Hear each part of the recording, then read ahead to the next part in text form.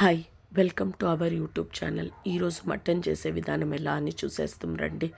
ఎండి కొబ్బరి, చెక్క, లవంగం, మిరియాలు మిక్సీ కాడించుకొనేస్తున్నాను. దాంట్లోకి ఈ మధ్య గసగసాలు కూడా ట్రై చేస్తున్నాను, 1 టీ స్పూను. మా బ్రదర్ చేసింటే సూపర్గా ఉండిందండి.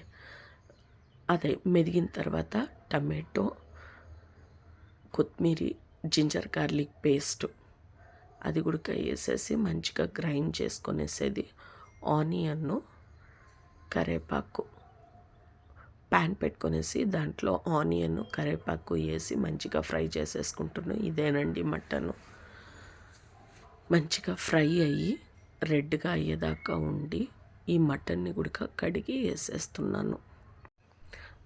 మటన్ ఉడక కడిగి వేసినాక దాంట్లోకే ఉప్పు, పసుపు ఒక్కొక్క టీ స్పూన్ వేస్తున్నాను.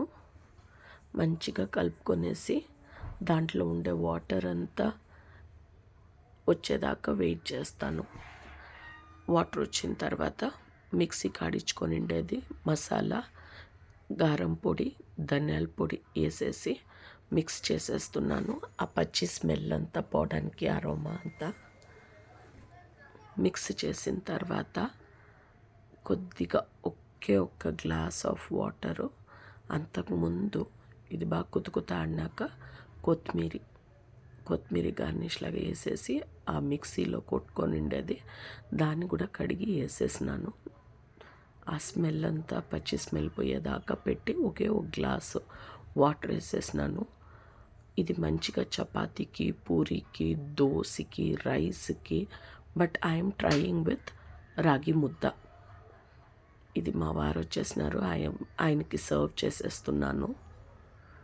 యమ్మీ మటన్ కర్రీ విత్ హాట్ రాగి సంగటి. ఇది నాకు. రండి, అందరూ తిని టేస్ట్ ఎలా ఉందని చూస్తాం రండి. వావ్, యమ్మీగా ఉంది. లైక్ చేయండి, షేర్ చేయండి, సబ్స్క్రైబ్ చేయండి.